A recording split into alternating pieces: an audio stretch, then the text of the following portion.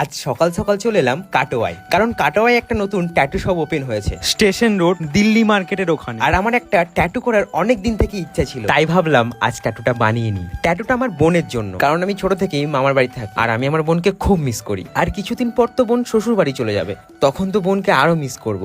কেন জানি না, আমার এই মেশিনটা দেখে একটু ভয় ভয় লাগছে। দেখো, দেখতে দেখতে ট্যাটুটা তো আমার অনেকটাই হয়ে গেল। আর সত্যি বলতে কি, সুমিতদা খুব সুন্দর ট্যাটু বানায়। ট্যাটু বানাতে বানাতে আমরা হালকা করে পেট পুজোটাও সেরে নিলাম। সত্যি বলতে কি, একটু একটু কষ্ট হচ্ছে, কিন্তু দাদা খুব সুন্দর ভাবে বানাচ্ছে। আর এই যে আমি ট্যাটুটা বানাচ্ছি, এটা কিন্তু আমার বোনকে এখন আমি বলিনি। আমার কষ্ট হচ্ছিল, তাই ভাবলাম আমি একটু ডান্স করে নিই। আর এইদিকে আমার ডান্স দেখে দাদাও হালকা ডান্স করে নিল। তো এখন ট্যাটুটা প্রায় শেষের দিকে। এই দেখো ফাইনাল লুক কেমন হয়েছে বলো তো।